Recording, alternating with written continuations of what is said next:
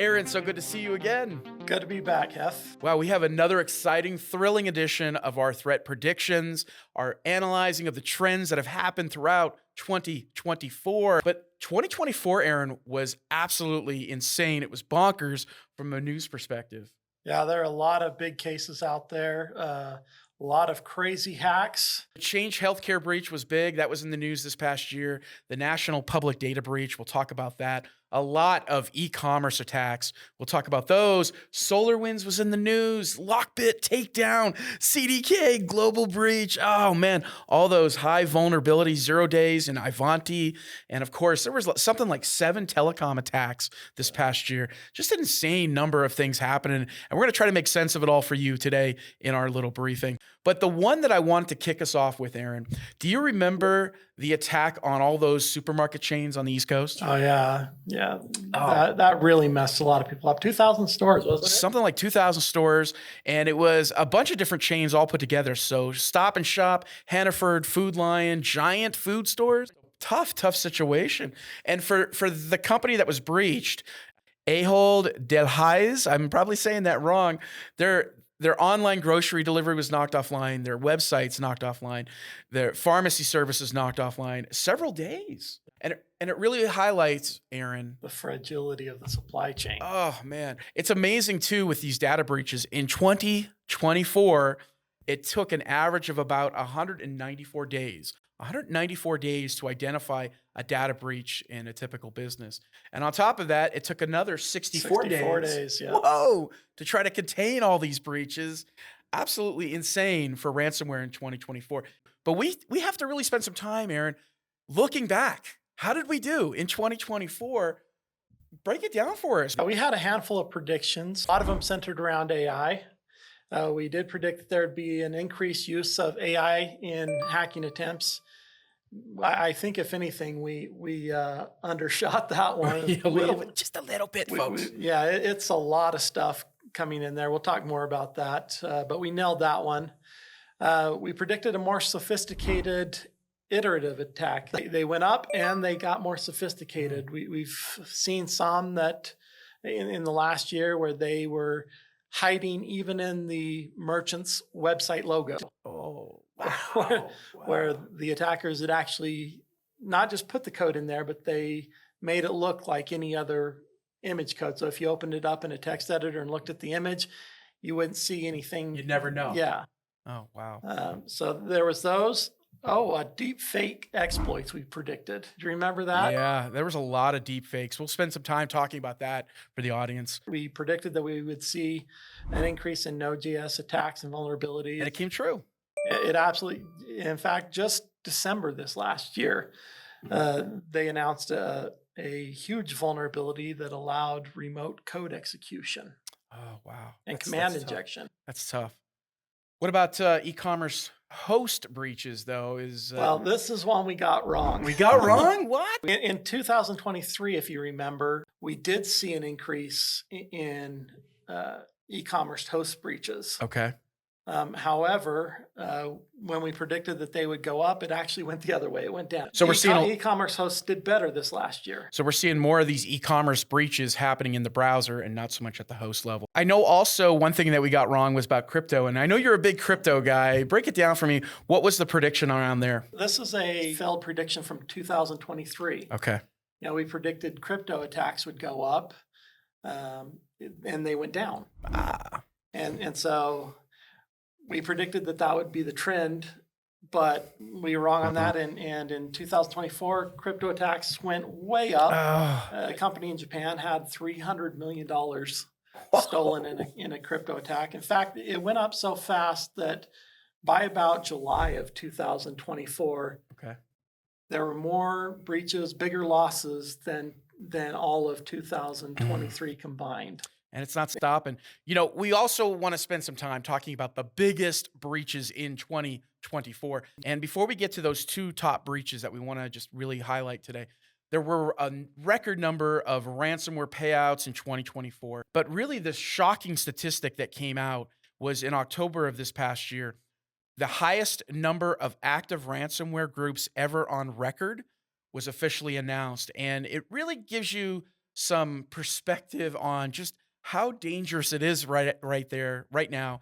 But we did have some good news baked in there with Lockbit. Yeah, we had Lockbit get taken down. Now, Lockbit is a threat actor. The law enforcement groups, it was a global takedown, and the law enforcement groups got together and they said, enough is enough. We're going to take down Lockbit, which is one of the most established ransomware gangs out there. But the reality is, in taking down the big dog, you've got all these smaller players that came out. They created a vacuum. And new opportunities for these smaller groups. But also, you mentioned a lot about AI in our conversations. Is AI still going to be involved in all of this? Yeah, that's one of our 2025 predictions is AI assisted malware, especially in ransomware. Okay. You can look at large data sets, data that has been leaked out on the dark web. Yeah. It used to take somebody manually sifting through that to go find out what exploits or what people or what vulnerabilities could be targeted. Now they can let AI do it, and it'll just go out, hit a huge data set, and it will produce thousands of candidate websites or companies or firewalls or anything that they can attack. That's all being done with AI now. So they have scalability. Yes. There were two breaches in particular. We just want to spend a little bit of time on the largest breach in terms of records lost in 2024 was National Public Data. NPD, National Public Data, 2.9 billion. Oh my gosh. Staggering amount. A lot of PII, social security numbers. This was the one breach in the news that you may have seen or heard about that involved like everybody in the country. Some of the stuff, Aaron, really ticked me off personally because of who and how National Public Data operates. They're a background check company, and they're out there just scraping data all day long from public sources. It's not illegal to do that, but in my opinion, it's kind of a shady business. Allegedly 2.9 billion records.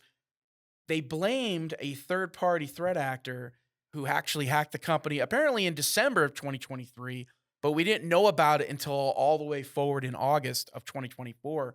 So there were a lot of other things going on in this breach, but the one call out I will say is the fallout from this. It seemed to be shockingly low. It was kind of glossed over in the news media a little bit.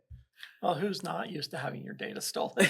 at this point, yeah, right. And the second breach I want to call your attention to is United Healthcare. Yeah, United Healthcare. And we have a subsidiary named Change Healthcare. And Change had over 100 million records lost. We're talking PHI, folks, protected health information. How it happened on this one, though, was interesting. It was stolen credentials. Yeah, and no MFA in place. No MFA in place. But stolen credentials, the threat actor then pivoted into the environment and was able to steal so many records here. 1/3 of all Americans is what I heard. This personally impacted me. I know I had family that were going to the pharmacy and they could not get their prescriptions filled. And then at some point, the doctors are like, well, we'll just write out your prescription on paper. But this was really all about business continuity more than anything. There was a ransom on this one that they had to pay out, right? It was about 22 million, I think. Yeah, 22 million. Something insane like that. But the fallout from this, Aaron, and I'm not just talking about breach notifications being sent to you. You may have got one back in October. Well, that's still ongoing, right? Ongoing, yeah. HIPAA, new rules were introduced and a lot of changes. Speaking of Change Healthcare, a lot of changes coming down the pipeline, especially from a legal standpoint. What is going on in the world of regulations? Because I know there's a lot that you're in tune with, and there's some that I'm in tune with. Yeah, there's a lot coming out from the FTC, new stuff from DOJ. SEC is a big one. Yeah. Especially in how crypto is being regulated. Typically in the past, it's kind of been regulation by enforcement. Yes. Some of that stuff is changing now. You're seeing really an increase, Aaron, of aggressive enforcing of all these cybersecurity regulations and data privacy rights. And I always thought it was interesting. At one point in time, the government agencies would go after the CISO or they would go after the CEO. And now you're actually hearing about them holding the corporate entity liable for mishandling data, not responding to cyber attacks in time, not having internal technical controls in place, and just violating consumer privacy and consumer trust. So 19 states passed additional regulation, comprehensive data privacy laws. Wow. So there's a lot to take in there. They're a patchwork of legislation. Yeah. They don't match each other. One state operates differently when it comes to handling privacy. So for you at home, knowing what the privacy laws are that are relevant to your business in the state you operate in, or if you have customers that operate in those states, you really have to be in tune what's going on. Lots of things are changing fast. Yeah, and lots of changes in HIPAA, some new HIPAA requirements. First major overhaul in over a decade. It's a very noble attempt. It does not matter if you are a billion-dollar healthcare entity or you're just a small mom and pop office somewhere. You're going to have to know about encryption. Yep. You're going to have to know about multi-factor authentication, regular security audits. Yep. Restoring everything within 72 hours is another part of this. Again, there is so much going on in there, and just getting a know on what's happening is important. We are also specializing in PCI, and Yep. we've been doing that for a long time here. We have over 20 years of experience in PCI. I know there's a lot of changes. Can you kind of summarize for the audience if they're not aware of what's happening, the latest stuff? So we've got PCI DSS 4.0 coming out, and this really addresses those iterative attacks that we were talking about last year. That checkout process in the browser, a lot of merchants have moved over to iframes, which is what we want, right? Yeah. Iframes are fantastic. However, if a bad guy can get into the periphery around that iframe, they can inject code in there and do stuff to mess with that iframe and eventually pull data out. Credit card, name, address, phone number, all that stuff that your customer is typing in is vulnerable. Wow. And iframes aren't protecting it. So two major requirements have changes, notably 6.4.3. That's the requirement that basically says you have to know what is going on your checkout process. Couple that with 11.6.1, which is monitoring. Not only do you have to know what's there, you have to monitor it to make sure nothing has changed. So if something happens, you're going to catch it like that. What is the deadline for implementation of these two new requirements? It's coming up. It's coming up fast. March 31st of this year. Wow, it is coming fast. The amount of changes that are happening in the security of the e-commerce cart is absolutely bonkers.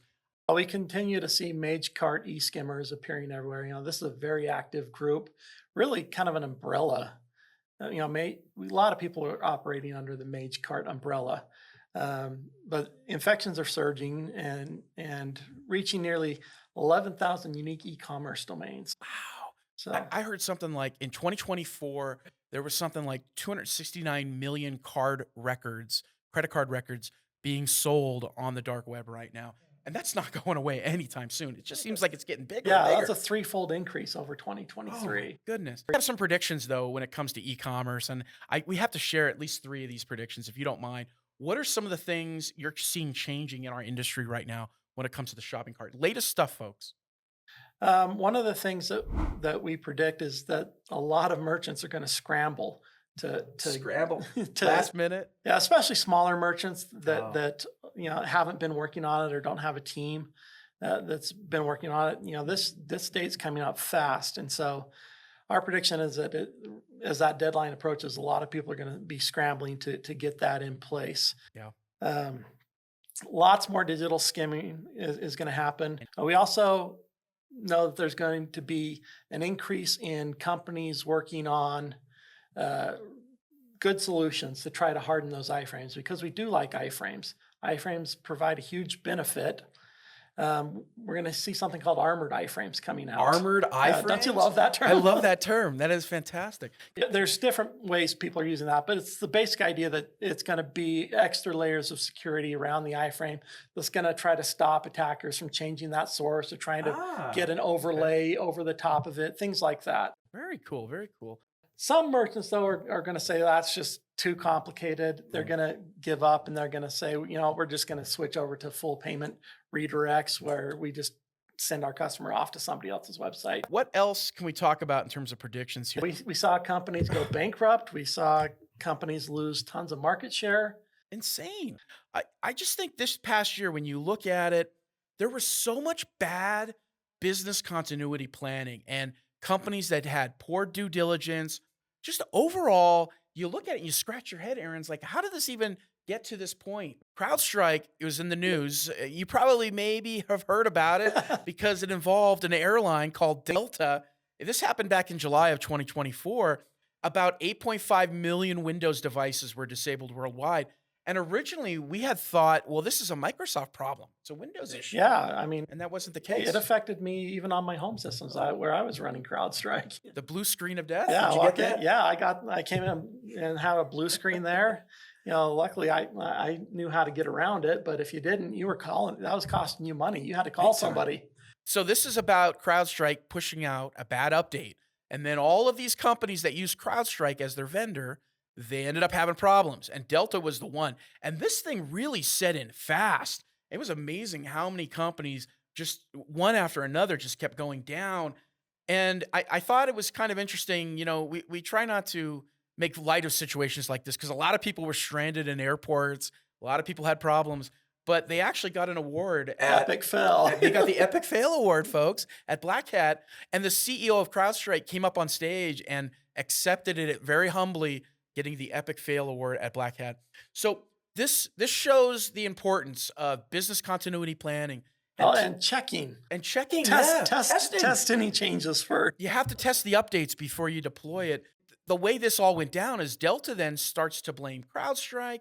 CrowdStrike said, nope. We have a SLA, we have a service level agreement with you that absconds us from being in trouble. We're not responsible for you, Delta, not testing the patch before you deployed it. And of course, now it's in the court system and you have a lot of slinging back and forth. CrowdStrike, the airline Delta is accusing CrowdStrike of misrepresentation, gross negligence, computer trespass.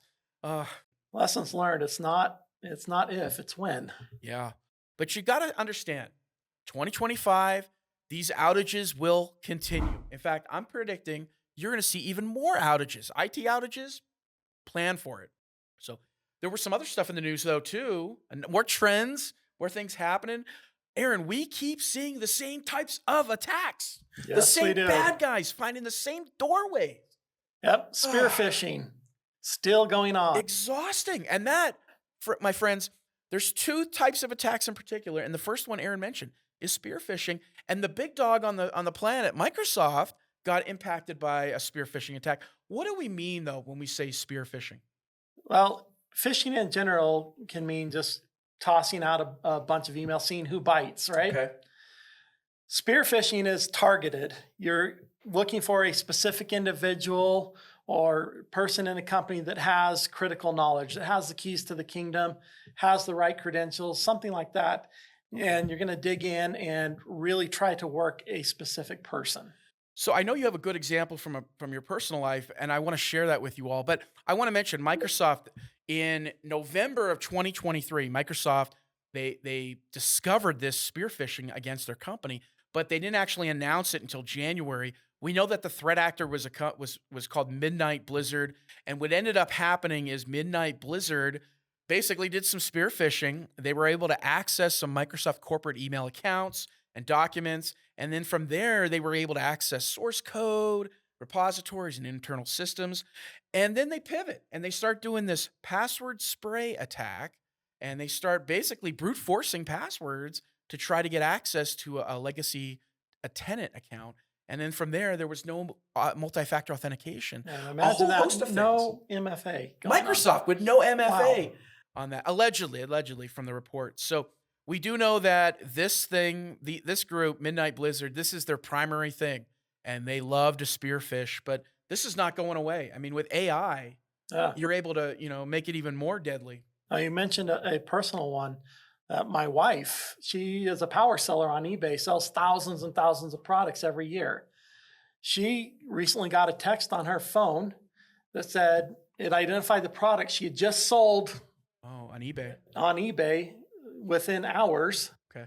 It had identified that product, where it was going, and said there's a shipping problem, click here. What? Wow. And, luckily, she almost clicked on it, but she was like, wait a second, this isn't the phone number that is associated with this. This, if I get something wrong with shipping, it comes to this email and there's nothing there. Oh my gosh. And so she had me look at it, and I was like, this is a crazy good phishing.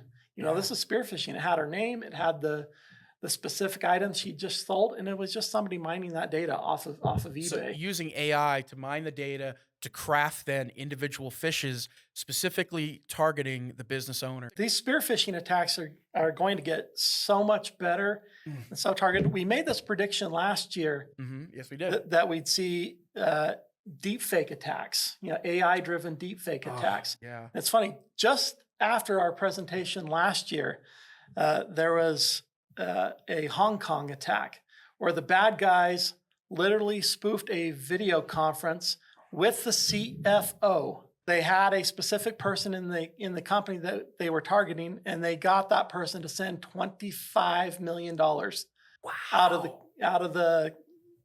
the company with a fake video conference. Can you imagine how brazen that is? It is absolutely brazen. And I think that's a huge important piece about phishing is understanding the attack surface is no longer a simple email. It's no longer a simple text. Those days, folks, are long gone. It's such a huge data set too, where the attackers are gleaning all of your information. You've got social media, your Facebook accounts, your Instagram accounts, all that data that you're putting out with your kids and your family life, or maybe stuff that you post on LinkedIn. All these things are just data sources that people can use to really manipulate AI to create these deep fakes. And I will also share this with you. Interesting statistic from 2024. We know that 68% of all data breaches in 2024 involve some sort of human error. Like social engineering Like stuff. social engineering, yeah. So just imagine you're putting out all this content on your social media profiles. Bad guys are using AI to mine all that data and then to craft a spear phish that specifically targets you either through a phishing email or through a deep fake. Again, you just really have to be on guard. There was an interesting, the second type of most common attack Credentials. was credential theft and compromising credentials. And that caused another very popular breach in the news called Snowflake, A cloud data hosting company. which is a cloud data hosting company. They had this info stealer that was used against them. The legitimate credentials were stolen. The threat actors log in, they start stealing data of the clients they help and serve. And that's where it went off the rails, because you have companies like Ticketmaster and these banks that are using Snowflake's tools and products. And it's not just about compromised data. It's really about the impact and how deep it goes. This happened in June of this past year. And I'll tell you what I found fascinating is how Snowflake tried to pass the blame. Did you see anything about that in the news? More blame game going on. Yeah. It's not our fault. It's Ticketmaster's fault. They didn't have this turned on. They didn't have this activated. They didn't have this policy or technical control in place. All right. We've got to talk also about another password leak. This was another big one. Something called, I want to call it Rock U, but it went by a variety of names, Aaron. Yeah. Back in June of 2021 was the initial data set. Then fast forward in time, and we see this second set of data, about 9.9 billion. 9.9 billion Whoa. passwords. That's a lot of passwords, folks. And this was released in July of this past year. Now, there's a lot of controversy in all this because people are saying it's just garbage data. It's just passwords from years and years ago, all put together. Yeah. It's not good. Well, it gives the attackers a data point too. If they've got a base password that you've ever used, with AI now, they can come up with so many derivatives based off of that one password that you used 10 years ago. Not good. And they just make, so many really good derivatives that are probably ones that you're going to be using. But there were some other stories that caught our eye, caught our attention, Aaron. The vulnerabilities in 0 days. Like the numbers just keep going up. These numbers are staggering. Huh? Staggering. And you know what? Trying to get good data to share with you all is tough. How many vulnerabilities would you say there were in 2024? Do you know? 52,000? I heard 52,000. I've heard some people say less than that. But the reality is it's not just the vulnerabilities then. It's the 0 days that happen.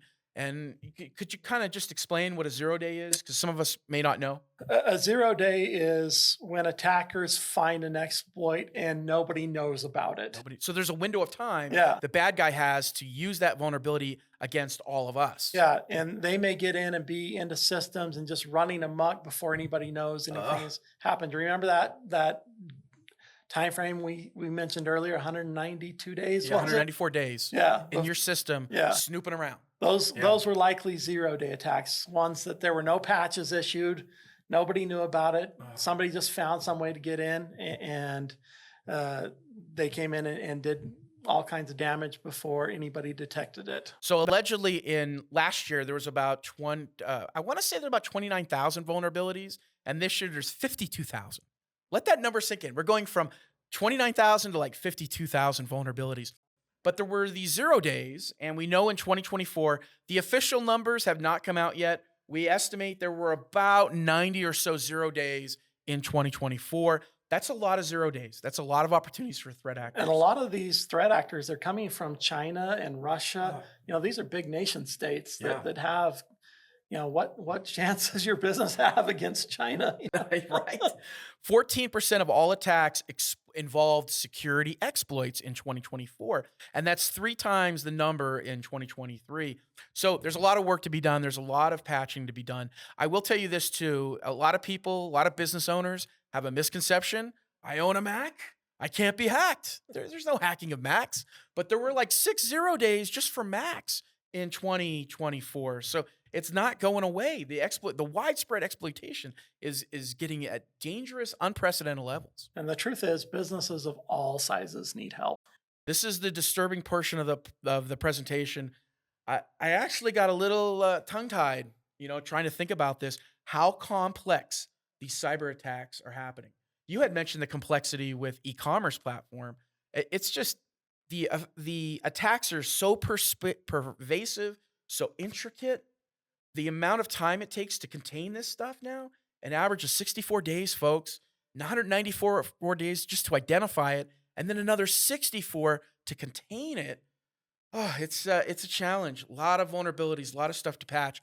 My prediction is we will have more 0 days in 2025. We will smash the record for 2024. So, should we switch gears for a moment? There were some other things happening in the world. I know you love talking about AI, and so do I. We can't get out of not talking about it. What's the impact that we're seeing? Some of the AI news that happened. AI is starting to mature. We had a very interesting case just this last year where a merchant wanting to save a few bucks decided to create their shopping cart using AI. What? And so from start to finish, they used AI, they generated all the code, and they tested it to make sure it worked. And it worked. Wow. But then they were calling us because they got a data breach. And when we went in and started doing the forensic analysis, looking at the code, we found all kinds of code libraries and things that really didn't make any sense. And we asked the programmer, and he didn't know. We found out that it was all generated by AI. And while it worked, it did not have any of the security mechanisms in place necessary to prevent things like code injection, SQL injection, those type of things. So AI is really at a point where it can help a good programmer be a lot more efficient and effective and get that job done quickly and cheaply, yet still maintain the quality. Yeah. It's not at a point where you can just say, give me some code and I'll go throw it out on my production server. Imagine if that customer would have called you ahead of time before they deployed that. 20 minutes in there, we could have said, this looks great. Where are you doing all of your data sanitation and validation? Yeah. Because there's none of that going on. I feel like, Aaron, they're throwing the AI label on everything. I mean, it seems like every app now has AI. And I've read something like 5,900 apps currently have AI built into it, which then you think, okay, what's the trickle down downstream effect where you have employees that are using AI? And a lot of it revolves around training users and knowing, like, is this the right thing? Is this the exact thing you want your employees to do when it comes to using AI? Well, AI is a powerful tool. Very powerful. And I think it's a losing battle if you're trying to ban it. Mm-hmm. Your employees are going to figure out how to use it because it saves so much time and it is getting better. Yeah. And so we need to implement policies and procedures in our organizations that rather than seeking to ban it, train our people to use it correctly so that it's not getting us in more trouble and that it actually proves to be an asset and more beneficial instead of hurtful. But at the end of the day, it's really about giving your employees that guide rail to say, okay, this is what's acceptable for using AI. We're not sensitive employee business data, business data, customer data. We're not going to put that into AI because it goes out on the cloud, and who knows who's going to view it from there. And who knows if they're training their AI models, their large learning models on your data. Imagine that, right? You don't want that to have happen. So really get a handle on that, because I'll tell you folks, these large learning models, they're maturing, but they're not at the point where they're perfect. Yeah. A lot of noise in there. There's a lot of problems with risks and privacy concerns, bad code, bad responses. Bad policy. Wasn't there that case where AI was doing the resumes? The resumes, yeah. What was that? Yeah, so there was a vendor that was using AI to screen their candidates, and they realized that it was rejecting qualified candidates, and then it was inserting age bias into it. And then there were instances where they're not able to tell whether or not the candidate was a real person or not. They ended up sending a laptop. And again, this is a working remote position. So they sent the laptop to the employee, who was actually an AI-generated person. And it ended up being, I believe, a North Korean threat actor. The AI got the job? AI got the job, right, yeah. There's a lot of changes coming to AI, by the way. And that is regulations, crackdowns. SEC is working on some of that stuff. The EU has these new AI rules. It's a really big impact on GDPR. Having an understanding of all that stuff is important. It's not like you can stop it at this point, right? I mean, there's just so much AI on everything. Well, our kids are using AI for everything. For everything too, yeah. Their teachers are pulling their hair out at school. I'll tell you that we have a couple of AI predictions around here, and I think some of these are pretty darn good. Aaron, if you don't mind sharing a couple of them. You did mention the stuff about ransomware being used, AI being embedded into ransomware, and AI being embedded into phishing, but what else is there going on? Malicious AI, specifically identifying and targeting key employees. We talked about that. Okay. Major poisoning attack of data sets. Ooh. That's one I think that we're going to see, if not this year, soon after. This is where the models used to train the AIs, the machine learning algorithms, those data sets are going to get poisoned so that the AI shares misinformation or disinformation, incorrect things, or has bias in it, or even tells people to do dangerous things. Oh, that'd be terrible. Well, besides all the stuff that's going on in the world of AI, I know you're probably also wondering, well, you mentioned crypto. You have a prediction around crypto? I know you're a big crypto guy. Yeah, so. Blockchain forensics is going to take a major role now. Okay. We're seeing all kinds of scams going on in crypto. And there's not a whole lot of companies out there that have the expertise necessary to go look at those ledgers and really see what's going on. So I think crypto forensics is going to have a much bigger role as more adoption takes place. We've got this new administration coming in that seems to be a lot more crypto friendly. I think that's going to lead to mass adoption, and with mass adoption comes a whole new area that hackers and even script kiddies can now target. If you kind of had to summarize, Aaron, what are some things, in a big picture, what's some things that you concern or our client should be aware of? Big picture. Big picture, e-commerce sites, call us before problems arise. Yeah. It's going to save you so much headache just to get a little bit of expertise looking at your e-commerce platform. Letting you know what your vulnerabilities and weaknesses are. It's, if you do have it compromised, you can call us and we'll do our best to assist you. But if you call us first, that's going to save you so much time and money in the long run. Yeah. We are going to see an increase in iterative attacks, and those are those stealth attacks that we talked about last year that are so difficult to detect, even for your programmers that built the site. These attacks are becoming so sophisticated they can lay low under the radar and only grab an occasional card here and there, and that's going to show up with your acquirer pestering you, saying, "Hey, every month you're losing 3 or 4 cards," and you investigate, you look at it, and it just never goes away. It's pretty fascinating how we try to help identify and close those vulnerabilities on those e-commerce websites. We do so much more than that, though. And I would say that for the audience at home, my thoughts for all of you is don't be afraid to leverage our knowledge, leverage our experience, try out some of our tools that we're using here. like the shopping cart monitor, our world-class pen testing team, all of those things, our PCI auditors can help you stay more secure, including our inexpensive SOC services. So pick up the phone, call us today. Let us be a part of your planning and preparing before the bad guys show up. And on behalf of everyone here at Security Metrics, thank you. Thank you for being here. Thank you for being a part of our clientele. Have a great one and enjoy the rest of your week.